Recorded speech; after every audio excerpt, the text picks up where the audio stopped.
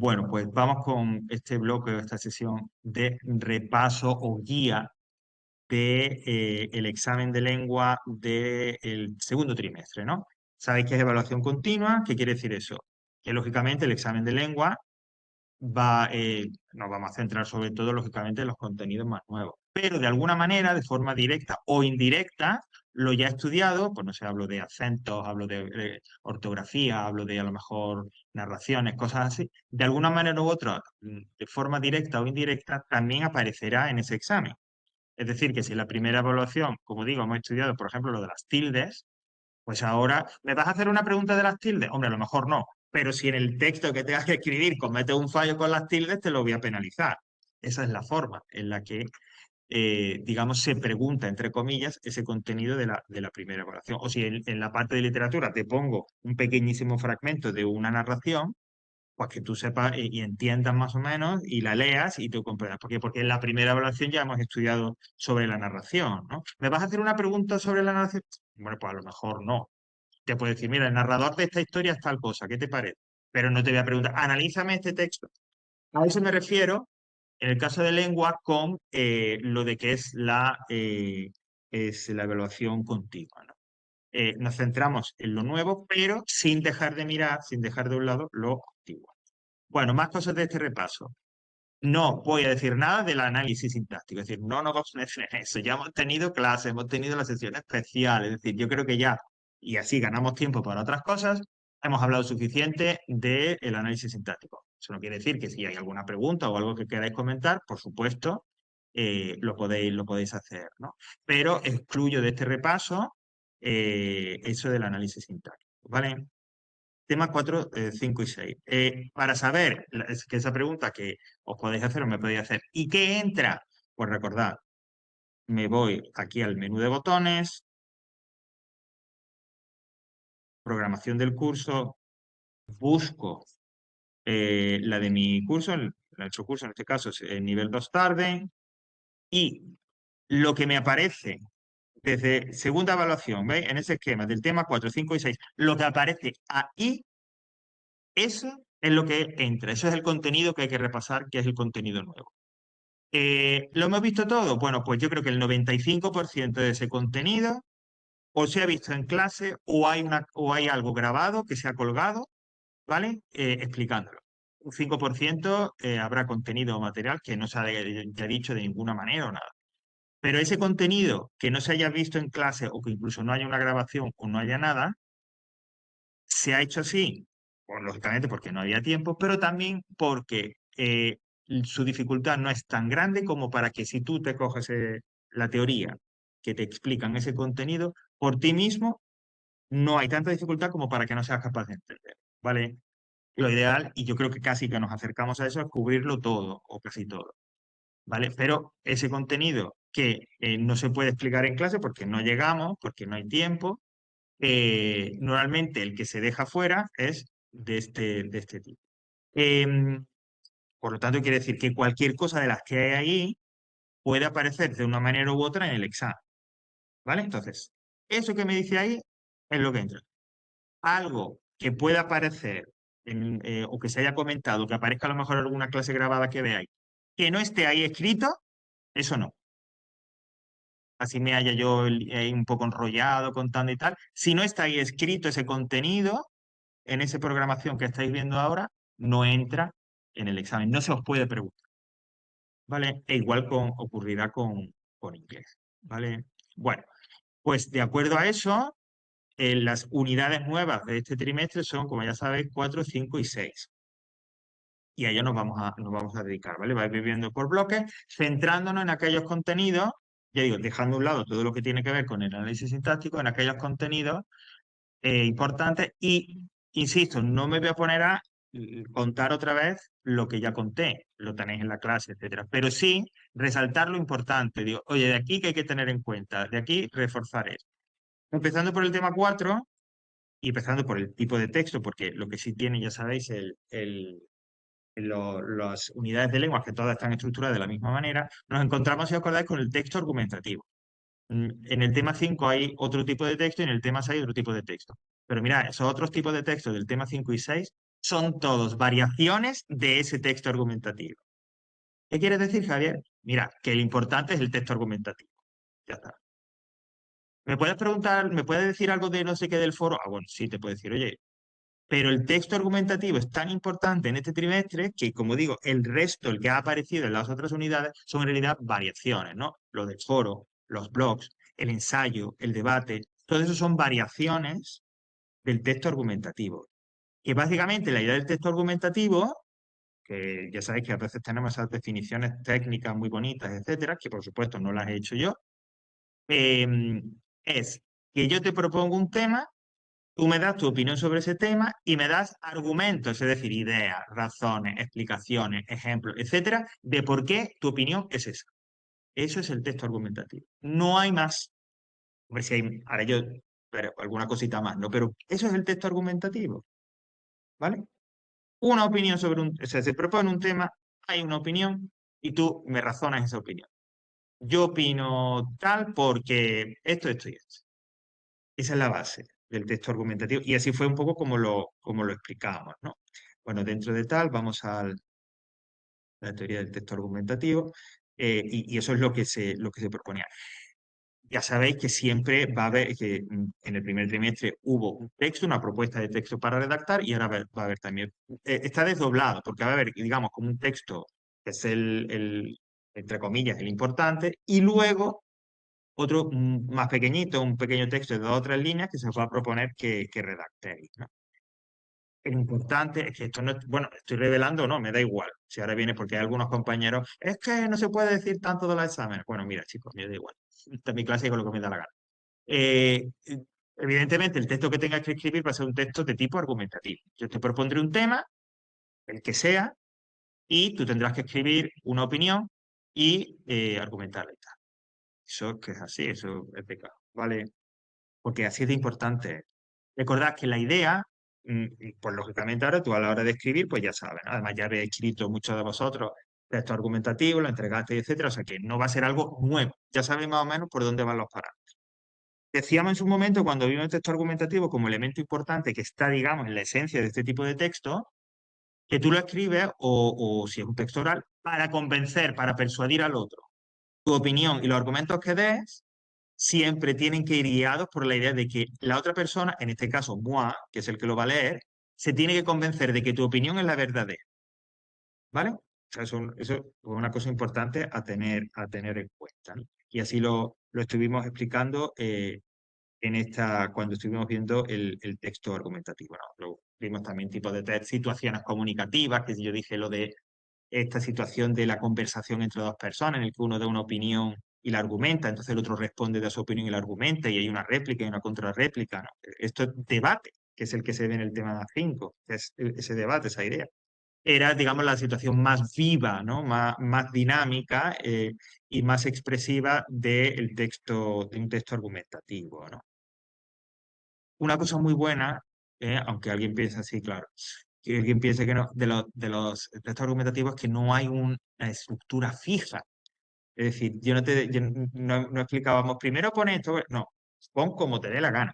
Eso sí, solo hay 2 condicionantes. Uno, que tu texto tiene que tener una tesis, es decir, una opinión, la opinión, lo que tú me di cuenta, la opinión que tú tienes sobre el tema que yo te propongo, de manera un poco más técnica o más formal, es la tesis. Pues tiene que haber una tesis y tiene que haber un cuerpo argumentativo, es decir, los argumentos, las ideas, las razones, etcétera, que apoyan tu opinión.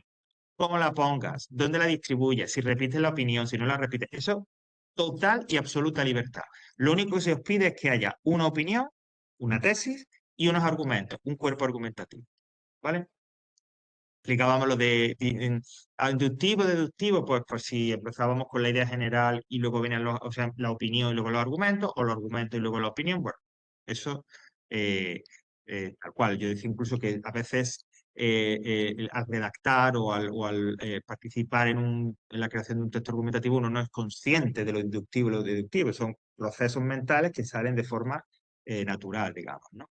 Pero si hay alguien de vosotros que dice, Jope, es que lo ve muy sencillo, claro, pero yo ahora si me tengo que enfrentar a un texto argumentativo, yo necesito una guía. Bueno, pues se os propuso una guía.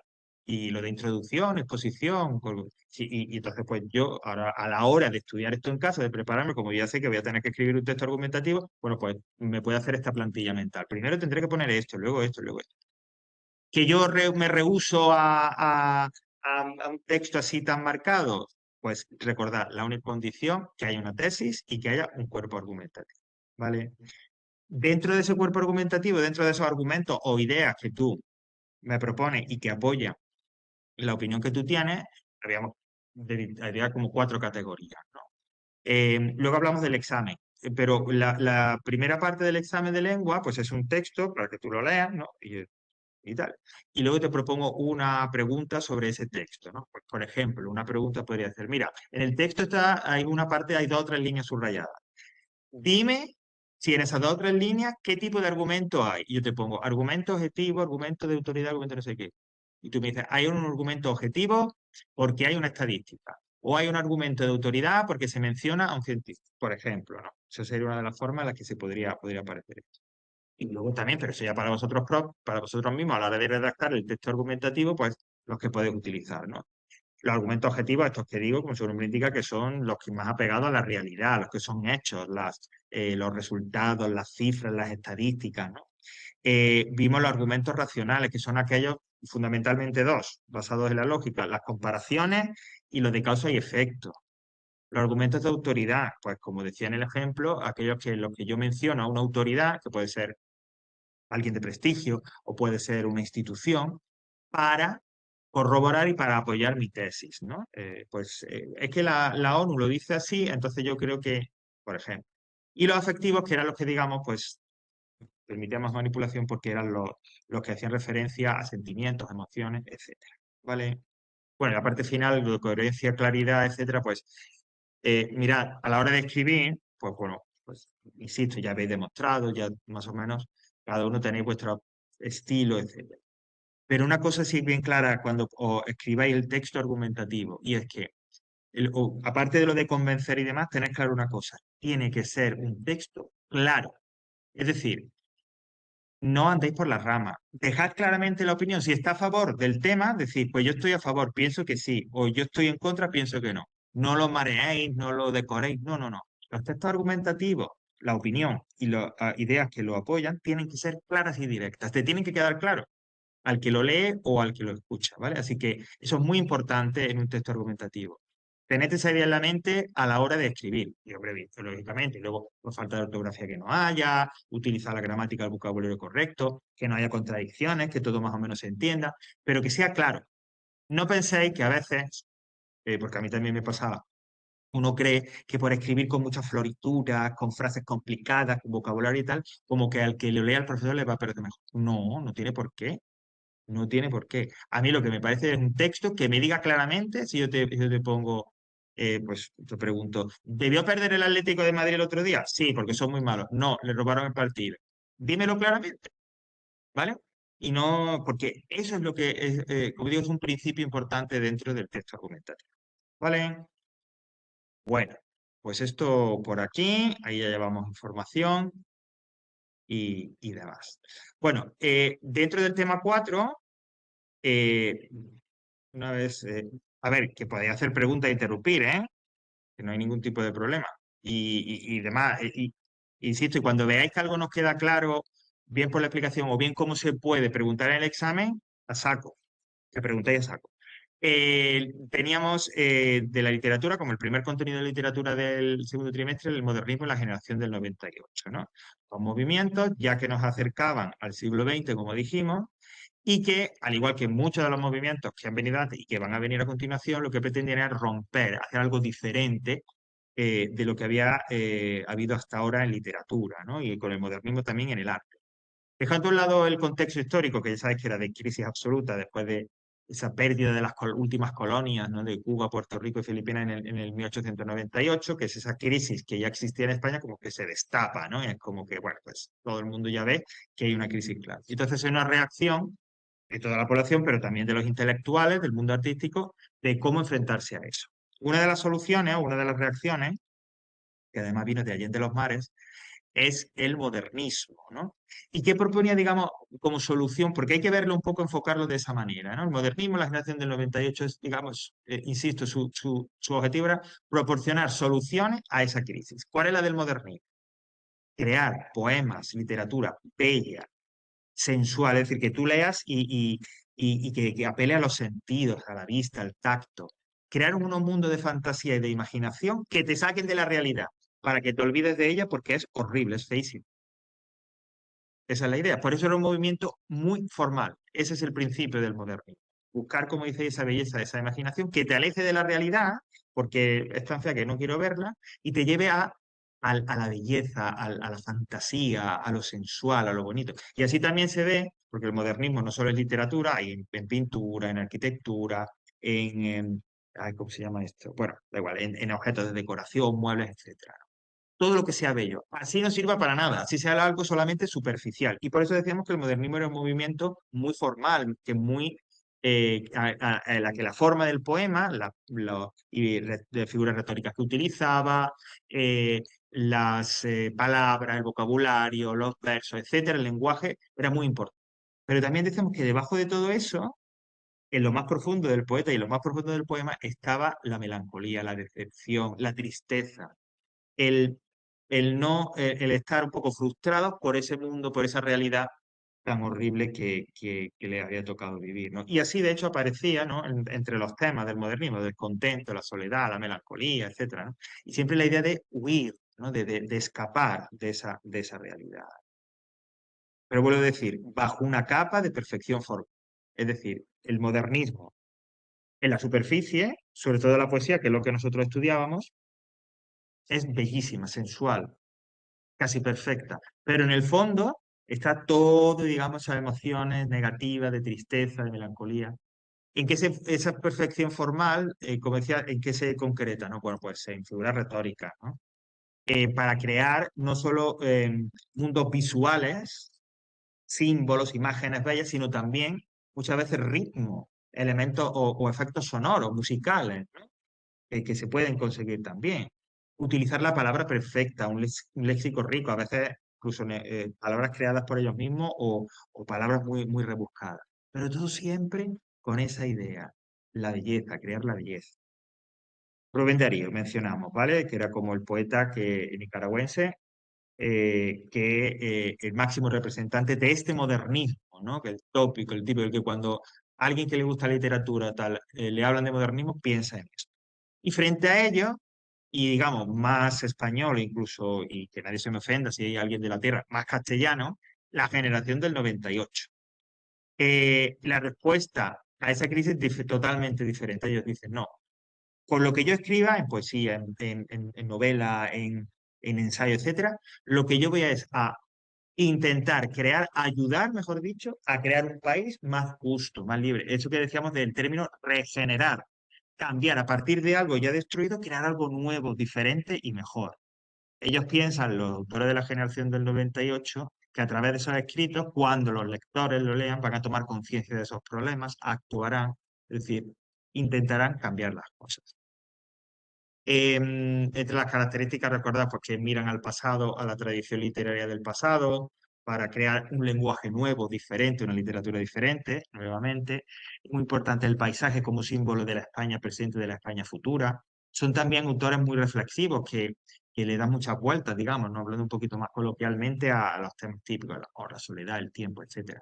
Hay una nómina importantísima de autores, Zorín, Baroja, etcétera. Nosotros nos centramos en uno, el poeta de Antonio Machado, el poeta de la melancolía, de la tristeza, del tiempo.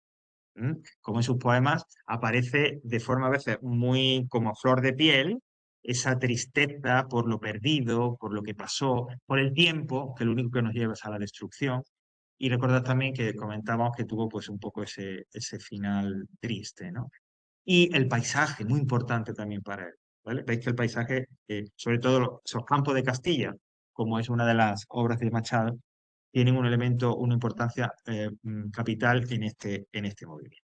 Bueno, ideas, ¿veis? Ideas siempre importantes, las clave, en este caso, del movimiento del modernismo y de la generación del 90. Y pasamos, vamos a ir terminando con este tema 4. Javier, una pregunta. ¿Puedo de Sí, literatura?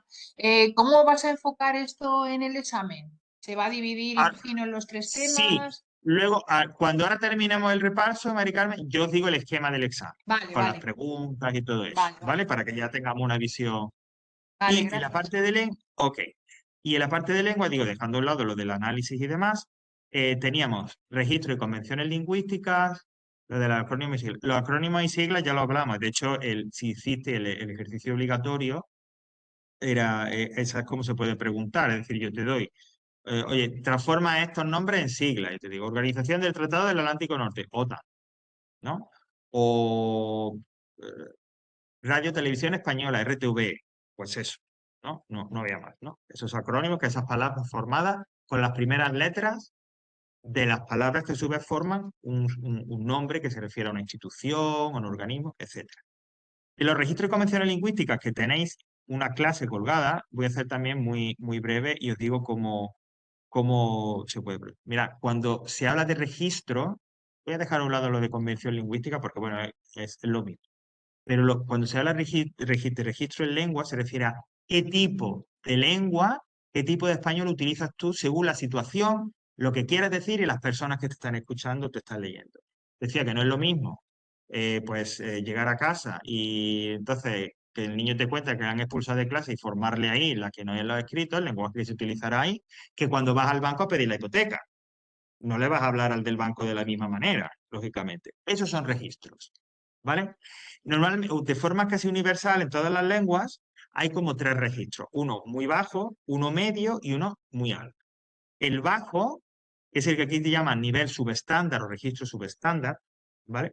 Es aquel que se refiere a una lengua que tú utilizas normalmente en situaciones muy familiares, muy coloquiales, pues eso, ¿no? A ese nivel y que puede ser un lenguaje, insisto, muy descuidado o poco cuidado, donde tengas errores, donde haya muchas repeticiones, donde haya refranes, pero que bueno, como está en un contexto, digo, familiar, amistoso, no haya ningún problema.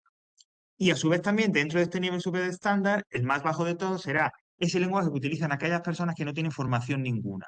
Entonces será un lenguaje, ese sí que estará lleno de errores de todo tipo, de gramaticales, vocabulario, etcétera. No sabrán expresar bien las ideas, muchas veces resultará un lenguaje confuso. Ese es el más bajo de todos, ¿vale? En la mitad está el llamado nivel estándar. Bueno, el más común, en nosotros, el- todos los que estamos aquí ahora mismo, seguro que en ese nivel subestándar, en ese primero, el que ahí llaman registro popular, en el que, digamos, ese lenguaje un poquito más descuidado, ese lo utilizamos todos. Pero el nivel estándar, el medio, ese también lo utilizamos. De hecho, yo creo que es casi el que más utilizamos. Este es ese lenguaje que se utiliza en situaciones más neutras, es decir, pues cuando estamos en el trabajo, con personas que no conocemos tanto, cuando tenemos que hacer algún trámite, cuando vamos a coger el avión, el metro, es decir, el lenguaje diga, que en la mayoría de situaciones habituales de la vida utilizamos. Es un lenguaje que ya se cuida un poco más, no tiene tantos errores, no hay tantas repeticiones, depende también, lógicamente, de nuestro nivel de formación, pero sobre todo es un lenguaje un poquito más cuidado. No tan cuidado que no se entienda, sino que, como digo, responde a las necesidades, pero con cierto orden, cierta estructura, se entiende, por cómo está construido no hay malentendido, etcétera. Y por encima, el llamado nivel superestándar, ¿no? Pues el de, que aquí ya se incluiría el de la gente cultísima, ¿no? Pues el académico, el intelectual, el que da una conferencia, que ya es un lenguaje que no es popular, que está muy reducido el número de personas que lo pueden utilizar, con expresiones, con ideas, con palabras que son no conocidas por todo el mundo. Y ya por encima de todos, el que ahí llama científico técnico, porque claro, ese es el registro del lenguaje utilizado pues, para la ciencia y la tecnología, ¿no? Es decir, pues, en una conferencia, a la hora de redactar un artículo sobre un experimento, claro. Ahí ya tienes que pertenecer a ese grupo por ejemplo, entender un artículo de ingeniería, tienes que ser ingeniero, si no, no te enteras. Que el lenguaje que se utiliza, el registro es tan elevado que solo los iniciados son los que, digamos, accederían a ese contenido. ¿Vale? Bueno, pues por ahí va un poco el registro.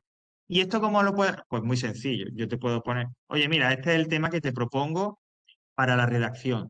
Expresa tu opinión. Y te puedo poner, utiliza un registro estándar. Pues tú ya sabes que tiene que ser algo un poquito más formal, pero tampoco excesivamente formal. ¿Vale? Nunca te voy a poner, utiliza un registro subestándar, un registro vulgar, un registro coloquial, ¿no?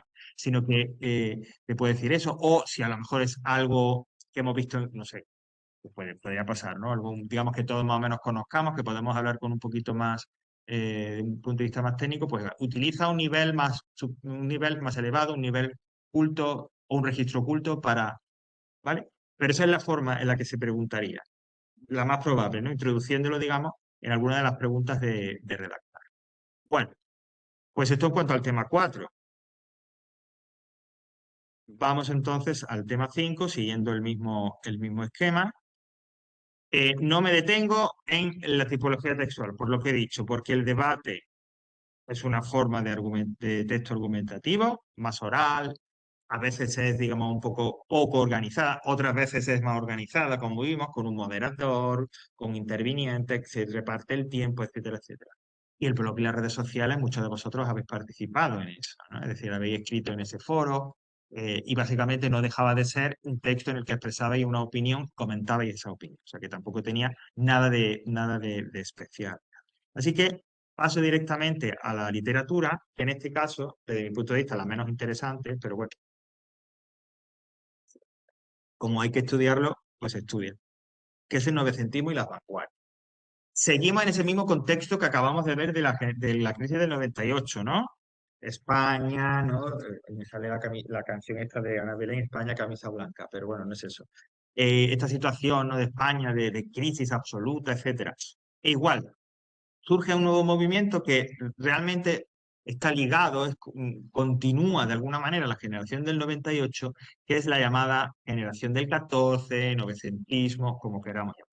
Igualmente, esa generación va a dar respuesta, va a proponer la solución desde su, digamos, su punto de vista intelectual, de escritura y tal, va a proponer una solución para la crisis de España, ¿vale?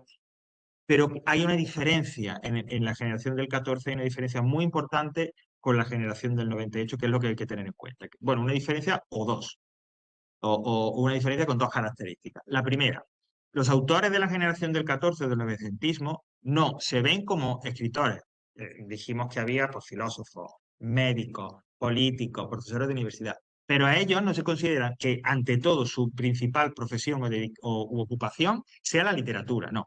Escriben, que si ensayos, que si novelas, sí, escriben, pero la gran mayoría de ellos se consideran eso, académicos, intelectuales, y se dedican a otra cosa. Eso no pasaba con la generación del 98, que ellos eran escritores y eran escritores.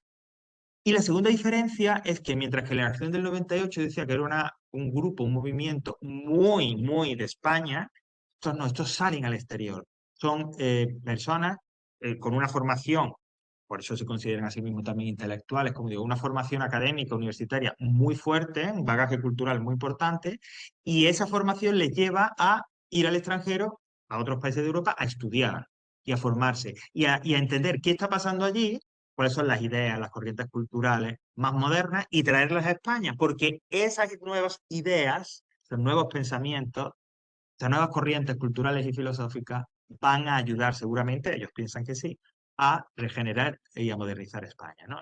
Poníamos el caso de Ortega y Gasset, que se va a Alemania, también Marañón, que se iba a Francia, etcétera. ¿Vale? Entonces, ese carácter de intelectualidad más que de escritores y ese, como dice ahí, cosmopolitismo, europeísmo, ¿no? Son las características los que los diferencian. Buscan regenerar España, pero desde otro punto de vista, ¿no? Un punto de vista como más intelectual o con una formación intelectual mayor, con un bagaje cultural mayor, ¿vale? Bueno, que si la obra literaria perfecta, que si la innovación, pues sí, pero esto de la innovación es que es, ya digo, en toda esta literatura de este segundo trimestre, todos los movimientos y los grupos que vemos siempre pretenden innovar y cambiar.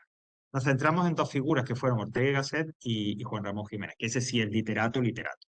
En el caso de Ortega y Gasset, que era un filósofo que se formó en Madrid, importantísimo, un intelectual, además muy popular, le dije que hoy en día eso ya no ocurre, que pasa muchas temporadas en Alemania, que funda esa revista de Occidente para divulgar las ideas, nuevas corrientes científicas, literarias, etcétera, etcétera. Que hace una gran labor de lo que él piensa, de su objetivo, por regenerar y modernizar España, ¿no? Y una idea fundamental o central en su sistema de pensamiento, como queramos llamarlo, era esto que competía o que hablábamos del yo.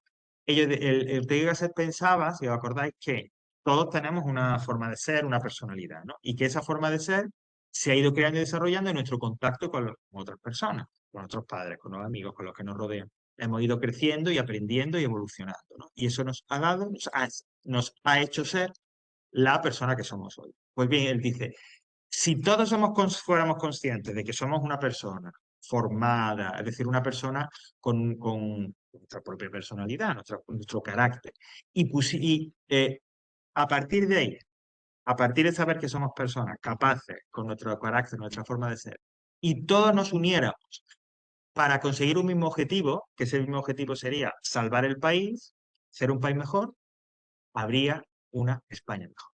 Él piensa eso, ese es como su proyecto, ¿no? Es decir, que todas esas personas, todos esos yo que forman España, que son habitantes de España, se unan en un objetivo común, lógicamente cada uno haciendo, pues el carpintero tal, el otro tal, es decir, cada uno con su ocupación, pero todos con el mismo propósito en mente, que es crear un país mejor.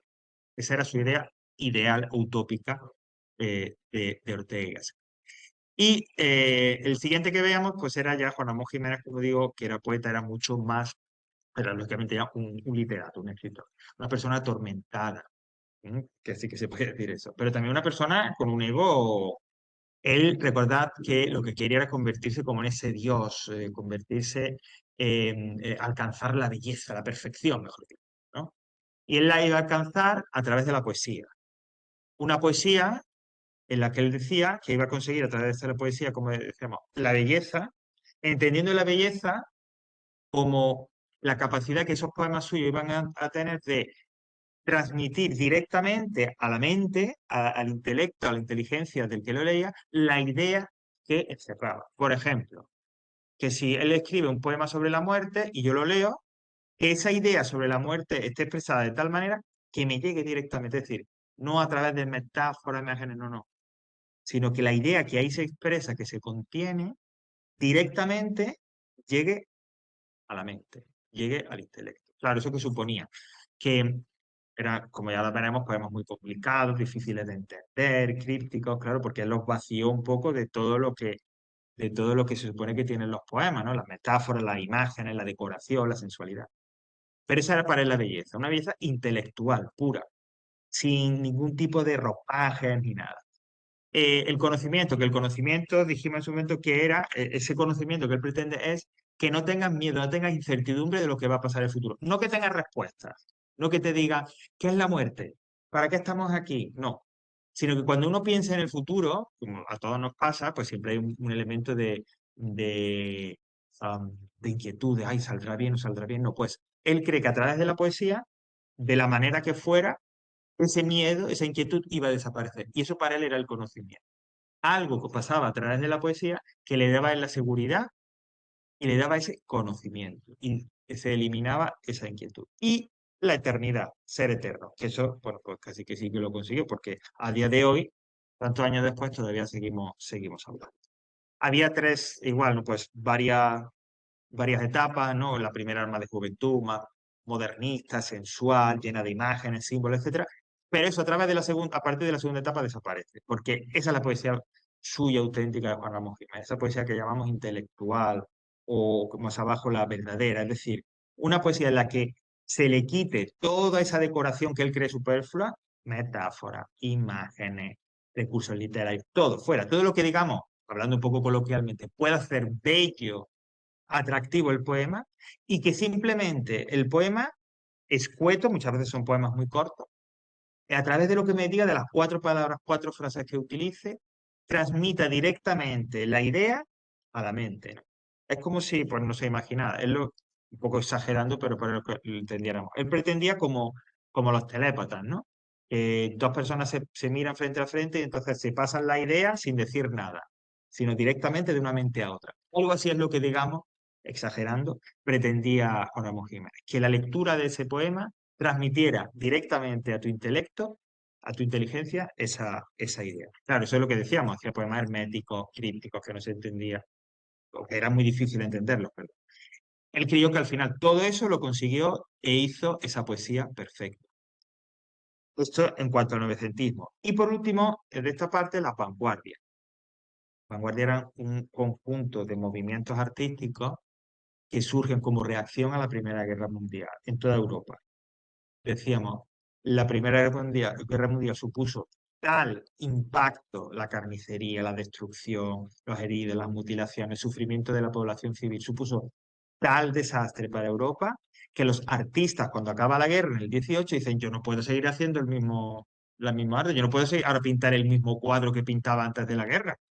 Hay que buscar otro camino, hay que hacer un arte totalmente diferente. Y es cuando surgen todas estas propuestas, pues el cubismo, el futurismo, esta pintura, ¿no? Este arte plástico que me dice, que me cuente ahí, ¿no? La abstracción, etcétera, etcétera, va surgiendo a partir de aquí. Porque no es que sean solo novedades, sino que son cortar radicalmente con lo que se ha hecho hasta ahora el impacto de la tragedia de la Primera Guerra Mundial. Y como viene diciendo estos días, y eso que esperaba todavía lo peor de la Segunda Guerra Mundial. Pero bueno, cubismo, futurismo, etcétera. En literatura, yo siempre he dicho que para mí la vanguardia de la literatura es lo más interesante, pero bueno, ¿cómo se reflejaba esto? Se reflejaba a través de Ramón Gómez de la Serna y sus greguerías, ¿no? Que eran como refranes, frases donde se juntaban, se unían dos elementos totalmente diferentes que no tenían nada que ver y a través de esa unión, recordad, pues se creaba, ¿no? Una idea graciosa o había una imagen divertida, pero cada vez también nos hacía reflexionar y nos daba una perspectiva diferente sobre la realidad, ¿no? Como que esto de el murciélago vuela con la capa puesta, ¿no? Pues uno se ríe y dice, ay, qué gracioso, mira, nunca había pensado que un murciélago lleva una capa. Y de repente, sin saber cómo, eso te lleva a reflexionar sobre la realidad, ¿no? ¿Qué es lo que pretendían las vanguardias en realidad, ¿no? Hay un principio que recorre todos estos movimientos y es como decirle a la gente, cuestiónate la realidad. Es que la realidad, eso que tú ves y demás, pues de repente no es lo mejor o no es lo verdadero. Bueno, esto ya es tema para otro momento. Esto sería en cuanto al novecentismo, las vanguardias, etc. Y dentro del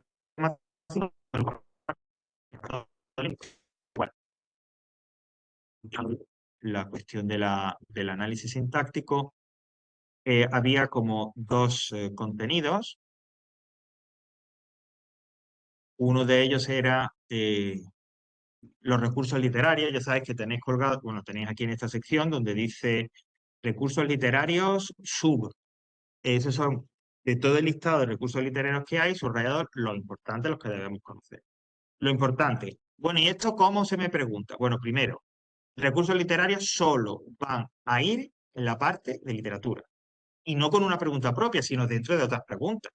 Por ejemplo, yo te puedo poner un poema o una estrofa y subrayarte dos líneas de esas dos versos de esa estrofa. Y te digo, ok, en esta estrofa, ¿cuáles de estas tres figuras literarias o recursos literarios hay? Y te pongo metáfora, aliteración, personificación. Entonces tú ya le dices, ah, pues esto es este, y lo subrayo. Gracias, Javier, gracias. De nada, de nada. Porque hay de 50.000. nada. Ahora paso la dirección de mi casa por si acaso hay algún incentivo ahí que me Vale, lleve. vale. A ver, es así, es que yo no me siento en la posición de preguntarlo de otra manera. Porque es que no, porque primero, esto es algo que además yo hice un vídeo, no lo sé, vio en clase, etcétera, y os explico, etcétera. Pero es que esto necesitaríamos tener un horario de 5 horas solo de lengua para trabajar estas cosas en condiciones. Bueno, pues una forma de acercarse es esa, ¿no? O, ya digo, la forma en la que sea que yo te lo pregunte siempre será que tú tengas las herramientas para que puedas, teniendo un conocimiento más o menos básico, tú puedas armártelas para que puedas identificarlo bien, ¿no? ¿Vale? Bueno, y lo de los parónimos, eso básicamente es ortografía, ¿vale? Esto sí, a lo mejor sí se puede preguntar aparte, una de las posibilidades de preguntarlo aparte. ¿Y cómo? Muy sencillo. Pues yo te pongo una pequeña frase y te digo, mira, aquí hay error ortográfico o aquí hay unos parónimos. identifica los errores ortográficos y corrígelos. Los parónimos, que lo tenéis aquí en esta, bajando del todo, en esta ficha, es una forma de decir errores ortográficos. Son palabras que son susceptibles de ese error ortográfico porque tienen dos representaciones gráficas, dos letras, a veces parecidas, y que las confundimos. Porque la fonética de esas dos letras, pues es casi que la misma, ¿no? Entonces, por eso la confusión en palabras que llevan doble L o Y, ya no se puede decir elle, no existe, doble L o Y, B o V o S o X. ¿Vale? Pues nada, aquí hay un listado de palabras y a partir de aquí, de este listado, pues yo te puedo confeccionar una pequeña frasecita y identifícame los errores, ¿vale?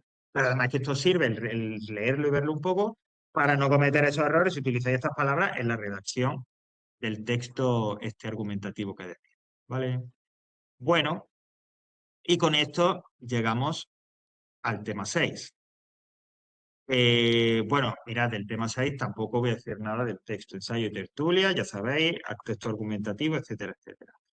De la generación del 27 tampoco me voy a detener porque ya tuvimos esa sesión tan intensa, muchas gracias por aguantarme, la semana pasada y tal. Entonces no me voy a detener mucho. Simplemente, eso sí, recordar un poco la idea principal, fundamental, que yo creo, de la generación del 27, ¿no? Y es que esa unión, esa mezcla, como aquí, ahora vuelvo a lo de las etapas, esa mezcla entre dos elementos que antes no estaban juntos. La literatura de la generación del 27, recordad, esta es la idea fundamental.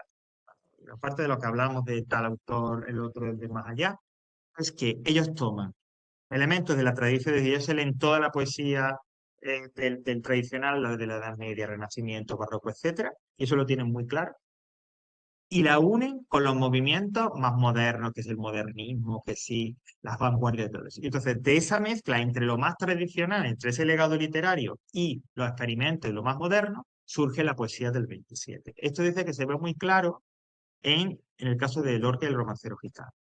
Esa mezcla de tradición y renovación supone mezclar también lo más culto y lo más popular, lo más elevado y lo más, o lo más minoritario y lo más cercano a la gente, ¿no? Decía que esto se ve muy claro, esta mezcla de esos elementos, en la poesía de Lorca, en el romancero gitano. El romancero gitano, pues es un poemario, decíamos, dedicado, única y exclusivo, todo dedicado a ese folclore, a ese universo folclórico que se asocia normalmente a Andalucía, ¿no? Pues que si el gitano, los olivos, el río, la fiesta, el torero, no sé qué, ¿no? Y claro, eso es muy popular, porque todo, y más en la época en la que se escribe, incluso hoy en día. Entonces, eso todo el mundo lo conoce. Y tú te lees un poema y te enteras más o menos, pues aparece lo que dice. Pero junto con eso, y con esa influencia de la poesía más moderna y radical, va a meter una serie de elementos, Lorca, que a veces quizás, si uno pues no ha estudiado mucho, no conoce mucho sobre esa poesía más moderna, pues se les va a pasar. Pero están ahí presentes, ese elemento más culto, más elevado, ¿vale? Esa es la clave, insisto, para mí del 27, que se mezcla lo más tradicional y lo más novedoso, y a la vez lo más culto, elevado, pero también lo más popular y lo más cercano al pueblo, ¿no? Decíamos que muchas de estas composiciones del romancero gitano eran canciones populares, y a través de esa forma de la canción popular, pues no sé, pues la canción que cantaba la gente mientras estaba alabando, etcétera. Y entonces Lorca crea un poema que es una canción popular, tiene esa forma y que la gente la entiende y la reconoce, pero las referencias cultas que hace ahí, como el tema que trata, etcétera, es algo totalmente rompedor, novedoso, más elevado. Esa es la idea. Bueno, vimos también, y me detengo brevemente, lo de las etapas. Esto sí es conveniente que le echáis un vistazo. ¿Por qué? Porque a diferencia quizás de todos los movimientos, de los tres movimientos que hemos visto, este quizás es el que está más directamente apegado a la evolución temporal de la historia, ¿no? Que bueno, la historia es la evolución temporal, qué tontería. Es decir, que su propia evolución como grupo está muy pegado a lo que pasaba en España, ¿no? Por eso decimos, una primera etapa hasta el 29, porque es la etapa de juventud, la del modernismo, la de que le preocupa más la forma, la figura, el lenguaje que utiliza, y menos lo que dice el poema.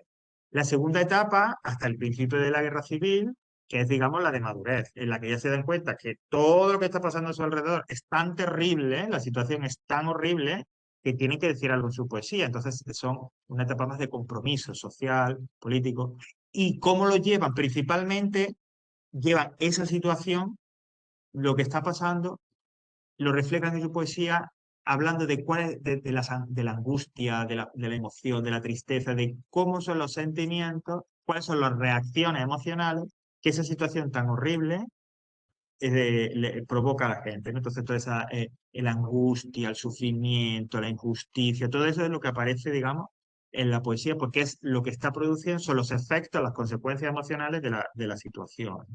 Y ya la tercera, que realmente es la no etapa, porque cuando empieza la guerra civil, el grupo desaparece. Hay gente, mucha gente se va al exilio, otra gente que deja de escribir, el otra que es asesinado.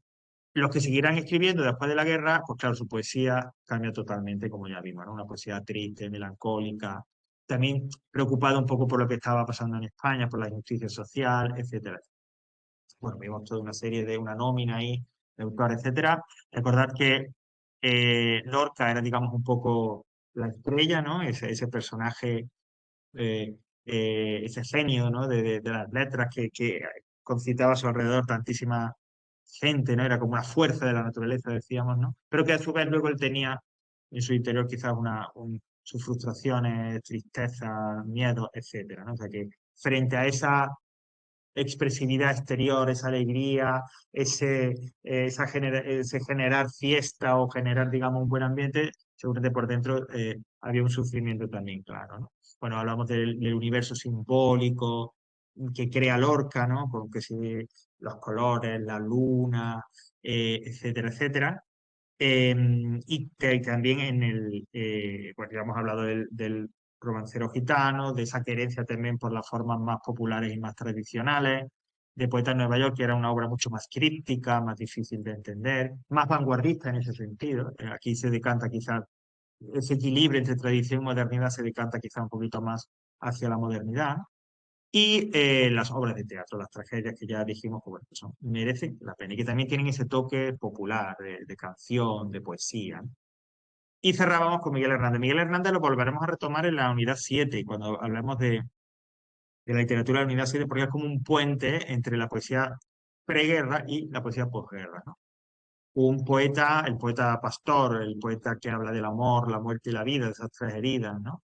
Que empieza también siendo un poeta modernista, muy ligado a la vanguardia quizás, con poemas así muy formales, pero que luego en cuanto que empieza la guerra es el más comprometido de todos, el que se va al frente, el que escribe en el frente, el que habla del compromiso político, muy, muy, muy comprometido, valga la redundancia, con la lucha por los derechos de los jornaleros, de los trabajadores, de los obreros, y así habla, y así lo dice en su poesía y el poeta que después de la derrota acaba en la cárcel y acaba su vida también en la cárcel. Y es en esa última fase, en esa última etapa, donde creará ese cancionero de romancero de ausencias, ¿no? Escribiendo en esas condiciones precarias, ¿no?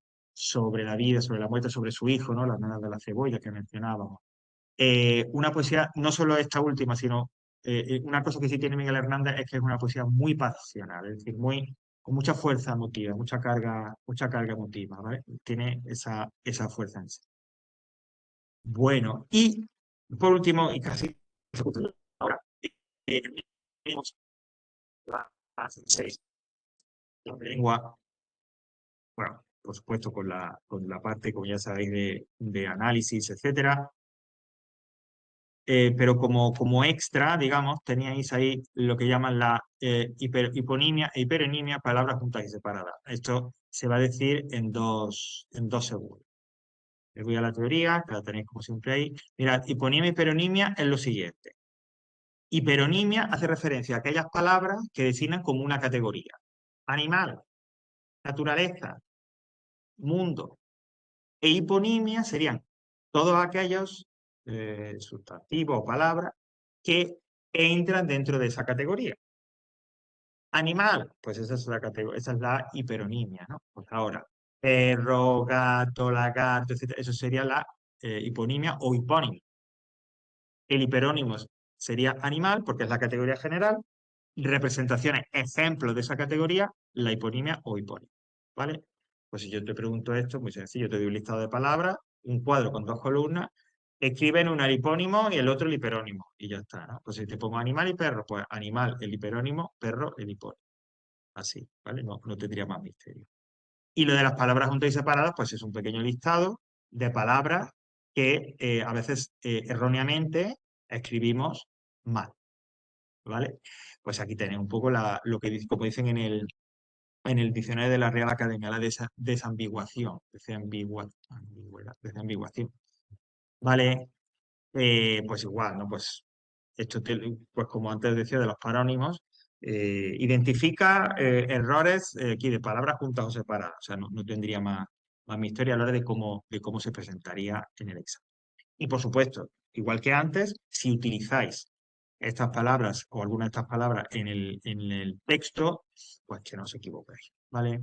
Bueno, pues este es el contenido de literatura, de lengua, nuevo contenido que entra en este examen. Bueno, ¿cómo sería entonces, respondiendo ahora a lo que me preguntaba Mari Carmen, cómo sería el esquema, ¿no? de este examen y demás, ¿no? Ya sabéis que por un lado está la literatura y por otro estaría el lengua, ¿no? Como suele ser. Bueno, en lengua tendríamos primero las 3 primeras preguntas, la pregunta 1, 2 y 3, o una pregunta doble, como que, pero los 3 primeros ejercicios son sobre el texto, ¿vale? Sobre la tipología,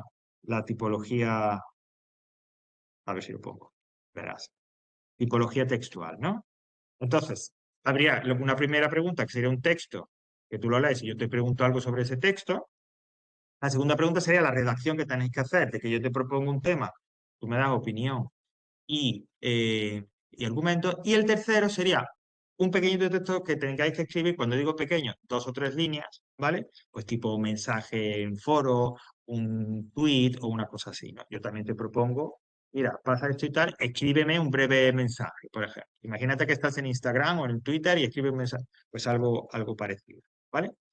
Esas serían las 3 primeras preguntas de lengua. Luego, las 2 siguientes, las 4 y las 5, digamos, no están marcadas con números, pero bueno, serían 2 preguntas que sobre algunos de estos contenidos, digamos, menores que hemos visto, lo de hiponimia, paronimia, lo de las palabras juntas y separadas, lo de los parónimos, es decir, este tipo de cosas así que quedan un poco más al margen y que, bueno, pues hemos visto cómo se preguntan, ¿no? Preguntas además que son, digamos, un poco más, entre comillas, ligeras, porque se hacen más o menos con cierta rapidez, ¿no? Pues ya te digo, lo de la hiponimia o peronimia, o esto que hemos dicho de lo de identificar errores, ¿no? Por los parónimos, por las palabras juntas o separadas, eh, lo de los acrónimos, ¿no?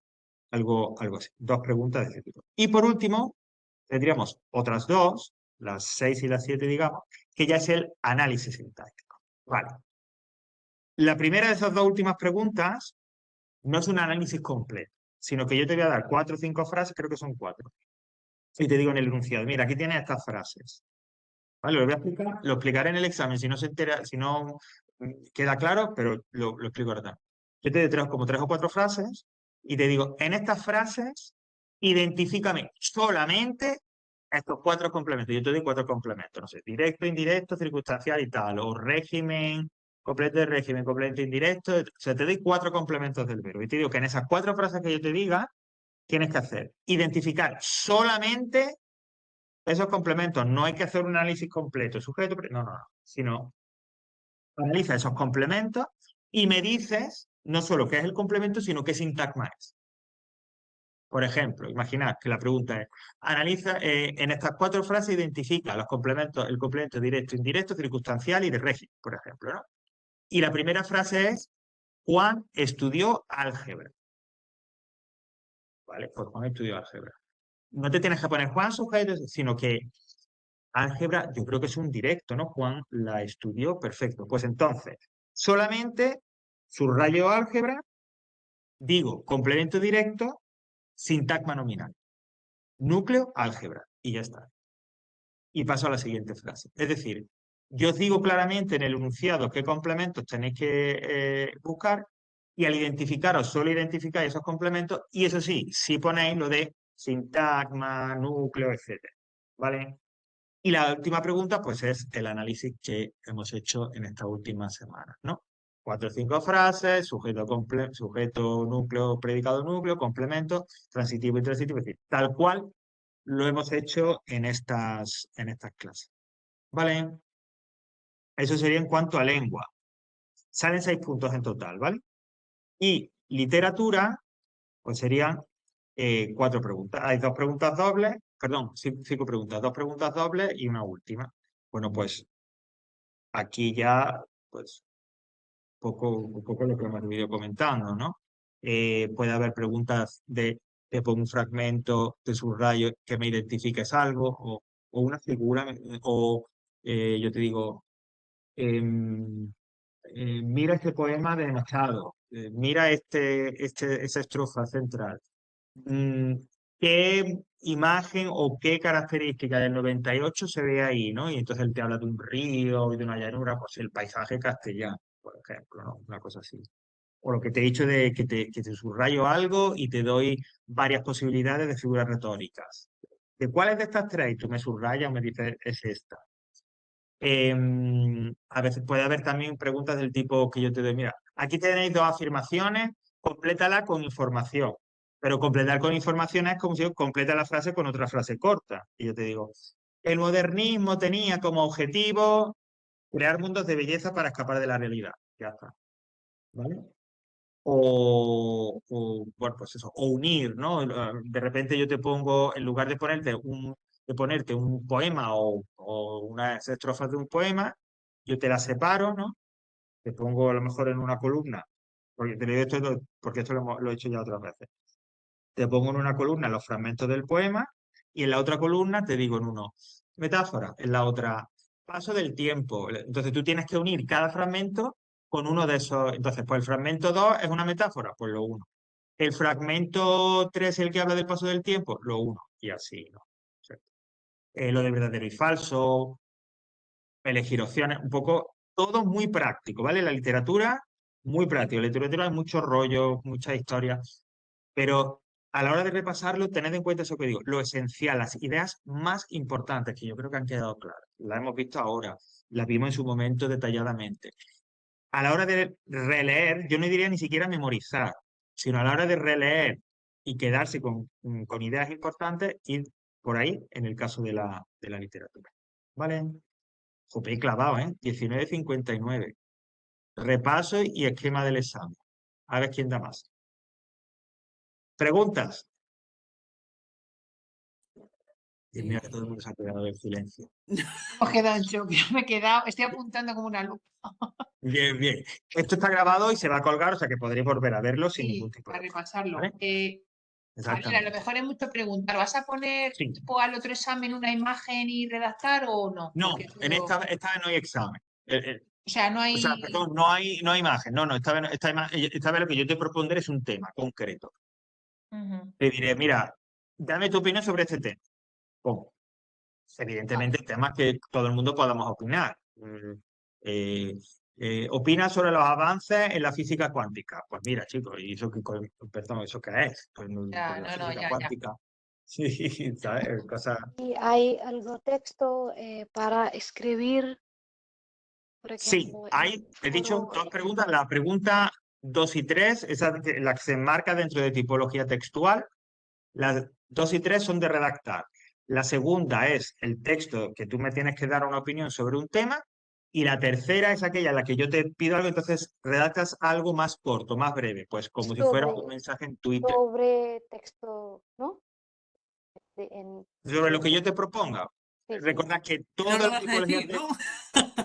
No, claro, no, ya, no, yo creo que está muy claro porque pero da igual el tipo el tema, si es que al final da igual, lo importante es que tengáis claro, porque además lo habéis trabajado, que esto no es que salga de ahí, es que lo habéis trabajado, el tipo de texto y cómo redactarlo, ¿vale? El tema, una vez que más o menos eso se maneja, el tema que te ponga, el que sea, ¿vale? Vale, Más Javier. Lo hemos Bueno. intentado. No, perfecto, es que es lo que tenéis que hacer. Y si Vale, cuela. bueno, pues terminamos aquí esto.